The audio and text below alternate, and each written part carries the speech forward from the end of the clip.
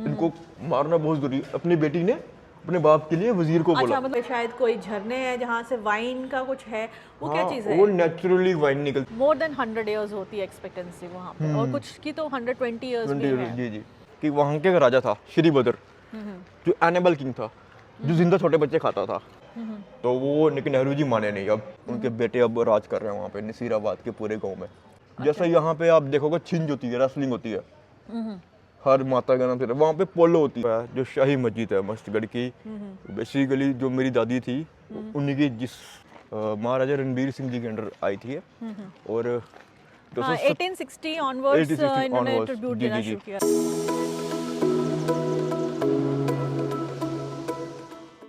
नमस्ते व्यूअर्स, तो आज हम आपके पास एक एपिसोड लेके आ रहे हैं जिसमें हम उस प्रिंसली स्टेट की बात करेंगे, कहते हैं कि जिसके डिसेंडेंट्स अलेक्जेंडर द ग्रेट के वंशज हैं, और ऐसी स्टेट जिसने डोगरा रियासत को ट्रिब्यूट दिया था कुछ टाइम के साथ लिए चाइना के साथ। और वो रियासत जो कि ग्रेट गेम, जैसा कि आप जानते हैं, जो एक राइवलरी थी बिटवीन ब्रिटेन और Russia for the control of northern India, northern approaches to India.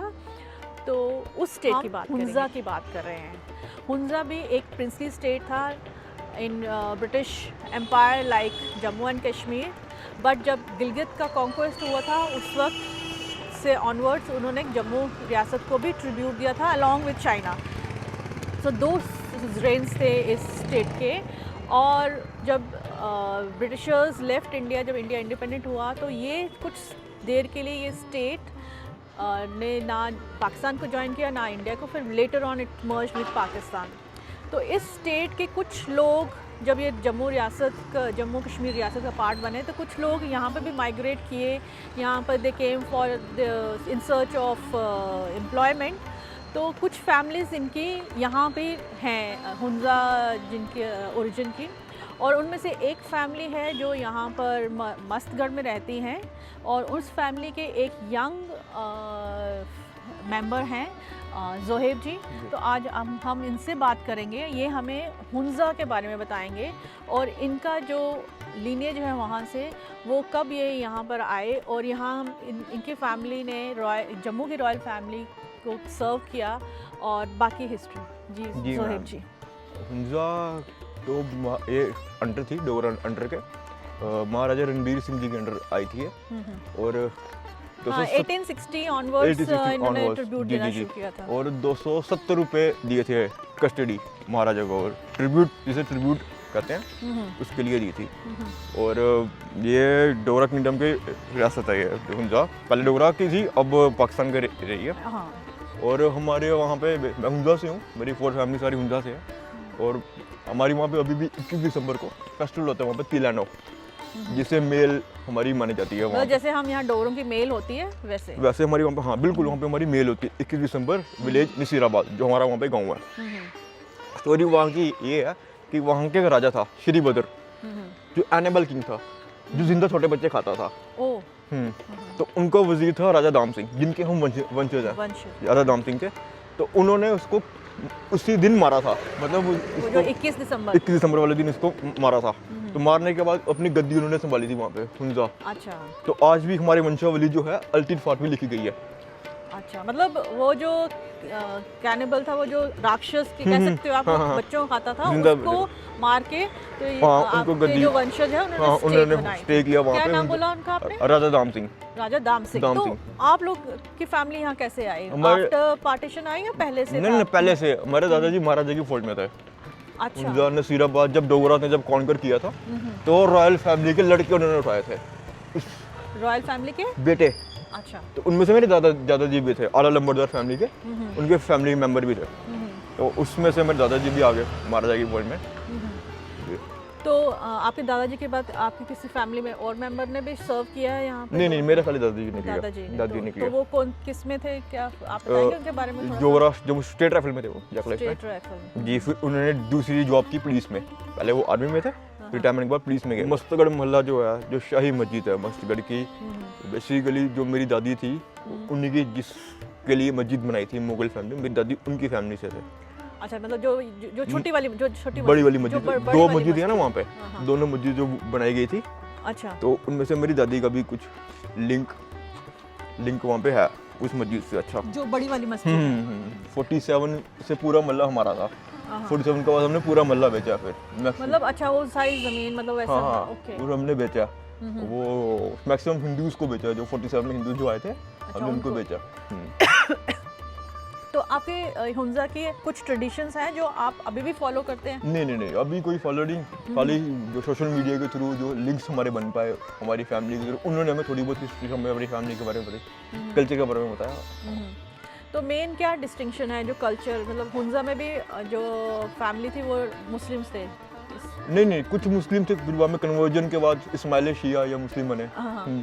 तो उसमें से कोई इम्पोर्टेंट कोई भी कल्चर ट्रेड जो अभी तक आपका हाँ। कंटिन्यू कर रहा है? पोलो, जैसे यहाँ पे आप देखोगे छिंज होती है, रेसलिंग होती है, हर माता का नाम से वहाँ पे पोलो होती है। ये एक सिमिलरिटी, इसके ऊपर हम काम कर रहे हैं अभी, सिमिलरिटी जाने की, ऐसे सिमिलरिटी क्यों है वहाँ पे। पोलो आपको पता है, तो वहाँ पे अच्छी मतलब नेशनल गेम है गिलगित बल्तिस्तान की पोलो, हर बच्चा में पोलो का अच्छा प्लेयर है। तो हमारे यहाँ पे जैसे रेसलिंग होती है छिंज, उसकी एक सिमिलरिटी है कि हर अच्छी काम शुरुआत से पहले वहाँ पे पोलो की खेली जाती है। तो कोई वहाँ पे मतलब जब आपकी फैमिली यहाँ हुई तो ऑब्वियसली इस फैमिली ने यहाँ पर आके यहाँ के कल्चर ट्रेडिशन को अडॉप्ट किया। जी। तो यहाँ की कोई ट्रेडिशन जो अडॉप्ट की? यहाँ का डोगरा कल्चर सारा तो मतलब आप जो लैंग्वेज बोलते हो वो डोगरी, डोगरी हाँ, बोलते सिंपल हैं? डोगरी, हाँ। अच्छा, तो मतलब पूरी फैमिली पूरी डोगरी फैमिली डोगरी बोलती है। तो अभी कोई आसपास के फ़कीर जो आप लोग मानते हैं, जैसे आपके मस्तगढ़ के पास ही पीर मिठा भी है, पीर मिठा ज़्यादा था, तो वो कोई उसका एलिजियंस है आपके साथ? नहीं, कोई इनको कोई एलिजियंस नहीं है, अदरवाइज जैसे वो ज़ियारत है वैसे ही है जी। तो आपकी फैमिली में जो अब मैरिजेस होती हैं, जी। वो अब क्योंकि हुंजा के वहाँ तक सोच ना, नहीं ना, ना, सकती, तो आपकी मैरिजेस अब इंटर होती हैं, मतलब आपके नॉन हुंजा मुस्लिम्स के साथ ही होंगी? हाँ, और आपकी भी शादियाँ मतलब वो ये कजन्स में हैं या नहीं? नहीं, हमारे यहाँ पे कजन मैरिज एक जो हमारी फैमिली में हुई है, लेकिन असल में हमारे यहाँ पे हुंजा का तो है नहीं कोई, सारे यहाँ के ही हैं। नहीं, बट अब आपकी वहाँ तब से फैमिली में अब बहुत सारे मेंबर्स होंगे, तो क्या आप में है ये कजन मैरिज या ये चीज़ें हैं? एक जो हुई है हमारी कजन मैरिज, अदरवाइज ऐसा नहीं, एक जो कोई मैरिज। तो आपकी जो मैरिजेस हैं वो आप फिर डोगरा मुस्लिम्स के साथ या कश्मीरी मुस्लिम्स के साथ करते हैं? हाँ, हम प्रेफर हम डोगरा मुस्लिम के साथ करेंगे रादर देन कश्मीरी मुस्लिम। अच्छा, तो जो आपके अब आप अगर अपने ट्रेस करते हैं हुंजा से एंसेस्ट्री, जी। तो कोई लिंकेज नहीं है अब, मतलब अब वहाँ सोशल के मीडिया साथ? के थ्रू वहाँ के जो हिस्टोरियंस हैं, वहाँ का जो कल्चर हमें लग रहा पता, आस्ता पढ़ रहे हैं, सर्च कर रहे हैं, तो हाँ।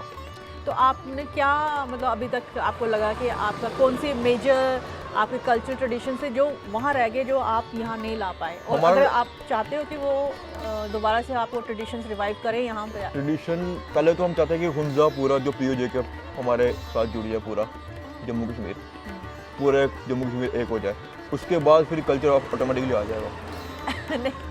नहीं, बट कुछ कल्चर ट्रेडिशन होते हैं जो रिवायतें जी, जैसे हमारी मेल वहाँ होती है, तो यहाँ जैसे यहाँ पे मेल फेस्टिवल है, तिलाना फेस्टिवल के बारे में मैंने बताया, तो हमारी फैमिली कहाँ करेगी, वहाँ पे सारे वंशावली वहाँ पे हमारी है, तो कोशिश करेंगे कि यहाँ पे भी हम शुरुआत करें। तो यहाँ अभी किया शुरुआत? ना, अभी नहीं, क्योंकि हुंजा का खाली हम ही हैं, कश्मीर का नहीं मैं कह सकता, लेकिन हुंजा के जम्मू में हमारी फैमिली रह रही है। तो अभी आपकी फैमिली में कितने मेंबर होंगे, मतलब अगर वो आपके दादाजी से ट्रेस करें तो कितनी फैमिली मेंबर्स हैं टोटल हुंजा के यहाँ पे? हमारी फैमिली खाली। तो आपकी फैमिली में कितने मेंबर्स हैं, मतलब 50 तक है? नहीं है, कम ही होंगे, 50 इससे कम है। तो अब आपको लगता है कि आपने मतलब आपकी मैरिजेस भी डोगरा मुस्लिम्स के साथ हो रही हैं, तो आपकी जो हुंजा की जो आइडेंटिटी है वो अभी आपकी खत्म हो गई है? ये तो ठीक है, अब आपने सोशल मीडिया के थ्रू उनके साथ कांटेक्ट कर रहे हैं, कल्चर के बारे में लगा, तो अदरवाइज आपकी जो हुंजा की आइडेंटिटी वो खत्म हो गई है?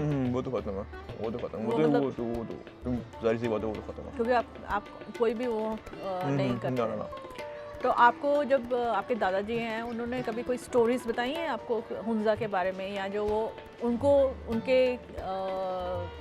फादर या ग्रैंडफादर ने बताई होगी, जो कुछ स्टोरीज होता है ना? आला लंबरदार की फैमिली से हैं, और रॉयल फैमिली आला लंबरदार की फैमिली से, नसीराबाद, अलीबाद, ये विलेजेस के नाम है सारे। तो वो अच्छा। सारे अभी हमारे अंडर से पहले। तो फिर उनके भाई बैठे मौलादात, उनके बेटे अब राज कर रहे हैं वहाँ पे नसीराबाद के पूरे गांव में। अच्छा, जी। तो अब आपको आपके दादाजी ने या पापा ने कोई ऐसी स्टोरी सुनाई है, कोई वहाँ की कोई मेजर क्वीन जिसके बारे में कोई स्टोरी हो, जिससे कुछ पॉलिटिकल इम्पैक्ट हुआ हो? तो वहाँ का जो था श्री बद्र, उनकी जो बेटी थी नूर बख्त, उन्होंने ही बोला था राजा दाम सिंह को क्या? कि ये जो प्रजा है, जो मेरे फादर है, वो एक एनेबल किंग है, मतलब छोटे बच्चे खा रहे हैं, हमारे प्रजा खत्म कर देगा, इनको मारना बहुत जरूरी। अपनी बेटी ने अपने बाप के लिए वजीर को बोला। अच्छा, मतलब जो वो आपने बोला था वो जो डेमन जो हाँ, खाता था, श्री बद्र, तो वो उसकी बेटी ने उनकी बेटी ने कहा था हाँ। उनको बोला दाम सिंह, राजा दाम सिंह को बोला, यू किल माय फादर, नहीं तो ये बच्चे खा जाएगा, मतलब जो यंगर जनरेशन है उसको खा जाएगा। ओके। तो फिर उन्होंने किया सारा, फिर उनको मारा। अब दो स्टोरीज आती हैं, कुछ लोग कहते हैं कि उनको तीर से मारा था श्री बद्र को, कुछ लोग कहते हैं उसको गर्दन काटी थी। अच्छा, ऐसे दो स्टोरीज आती हैं। तो फिर वो जो क्वीन वो थी, वो उनको क्या हुआ? नूर बख्त, फिर वहाँ फिर राजा दाम सिंह ने उससे शादी की, फिर वहाँ से सारे, फिर वहाँ से फिर हमारी वंशावली बड़ी सारी। ये वंश, अच्छा, मतलब वो बेटी ने अपने बाप को मरवा के, हाँ, तो फिर दाम सिंह से शादी की, फिर वहाँ से आपकी हमारी family वंशावली का- बनी। तो फिर इसी फैमिली ने रूल किया हुंजा पे? ना, फिर अलग, फिर मेरी फैमिली, वो अलग फैमिली आ गई थी, उन्होंने रूल किया, फिर हम उनके अंडर आ गए थे, 5 गांव जो थे हमारे। अच्छा, तो बेसिकली जो फिर वो दाम सिंह थे वो फ्यूडल लॉर्ड थे। फ्यूडल लॉर्ड थे वो। तो ये फिर उनकी फैमिली जो आपके जो मेन वहाँ के राजा थे, मीरा हुंजा। उनके बारे में कोई स्टोरी या कुछ ऐसा ना जो आपको सुनाया गया हो, जो फैमिली ट्रेडिशन में चलती है ना कुछ स्टोरीज की, हाँ हमारे वहाँ पे ऐसा था, वो कुछ है? ये डोगरास के टाइम में हुआ था यार, क्या? वॉर हुई थी पहले, डोगरास के टाइम में वॉर हुई थी, उनकी फैमिली ने वॉर की थी, रिटेलिएट किया था। उसके बाद फिर जब पहले तो पंजाबीज गए थे, सिख बटालियन गई थी लड़ने के लिए वहाँ पे, फिर जब डोगरा के साथ इन्होंने अलायंस किया, फिर जाके फिर डोगरास को मिला था ये हुंजा। पहले रिटेलिएट करा था रॉयल फैमिली ने हुंजा की, ताकि हम इंडिपेंडेंट रहें, किसी को अंडर ना हो हमारे। तो फिर आपके जो ये फैमिली में कोई तस्वीर, कोई फोटोग्राफ, कोई कुछ चीज़ें हैं जो आपको हाँ, आप एक दिखा कर डॉक्यूमेंट हमारे पास पड़ा है 1952 में, पंडित जवाहरलाल नेहरू जी को हुंजा के राजा के भाई ने कहा था, यूसुफ नाम है उनके राजा के भाई का, कि हमने इंडिया 1952 में डॉक्यूमेंट पड़ा है वो हमारे पास। तो वो लेकिन नेहरू जी माने नहीं अब। तो और कोई आपका जो होता ना एक सुवेनियर होता फैमिली में कोई, तो आपके दादाजी के पास कोई चीज़ हो, कोई? हाँ, मेरे दादू का डॉक्यूमेंट पड़ा, आर्मी डॉक्यूमेंट, वो पड़ा अभी भी। अच्छा ज़ोहेब, हमें ना हुंजा के बारे में हम जब पढ़ते हैं ना, तो हमें यही पता लगता है कि हुंजा का जो एनवायरनमेंट है बहुत अच्छा है, वहाँ पर पोल्यूशन नहीं है, वहाँ पे शायद कोई झरने हैं जहाँ से वाइन का कुछ है, वो क्या चीज़ है? वो नेचुरली वाइन निकलती है, जिसे हुंजाई वाटर बोलते हैं। अच्छा, कुछ लोग ये बोलते हैं कि पीने से वो उसकी उम्र बढ़ती है, उससे वो हुंजाई वाटर जिसे कहा जाता है, वो वाइन है। कहते हैं ना कि हुंजा के जो लोग हैं उनकी उम्र उम्र बढ़ती है, तो यही रीज़न है हुंजाई वाटर जिसे कहते हैं, वाइन हुंजा की देसी शराब जिसे कहा जाता है। तो ये जैसे मैंने पढ़ा था कि जो ये हुंजा के जो डिसेंडेंट्स हैं, जो लोग हैं, वो प्रोबेबली जो अलेक्जेंडर आए थे यहाँ पर, ग्रीक रूलर जिन्होंने इन्वेड किया था, हाँ, तो उनके भी वंशज हैं कुछ, ऐसा कहा जाता कुछ है, है लेकिन ऐसा? कुछ फैमिली है जो हुंजा के रॉयल फैमिली से हैं, जो मीरा ऑफ हुंजा वो हैं, कुछ रॉयल फैमिली के मेंबर्स हैं, प्रॉपर कुछ मतलब कुछ कुछ रहे होंगे, कुछ कुछ mixed रह breed गए है। होंगे यहाँ पर, तो वो मिक्सिंग हो गए होंगे लोकल, तो इसीलिए कहते हैं कि ये रॉयल अलेक्जेंडर से। तो आपको कुछ स्टोरीज पता है जब ये ब्रिटेन और रशिया में वॉर हो रही थी, बिकॉज ये क्योंकि रशिया वांटेड कि वार्म वाटर्स का एक्सेस मिल जाए, हाँ, तो वो उनका अफगानिस्तान और इस एरिया में जैसे वो जो ग्रेट गेम का द ग्रेट story गेम है, का हिस्सा अभी जिक्र किया आपने, द ग्रेट गेम, महाराजा प्रताप सिंह ने अच्छा काम किया था उसमें, द ग्रेट गेम में।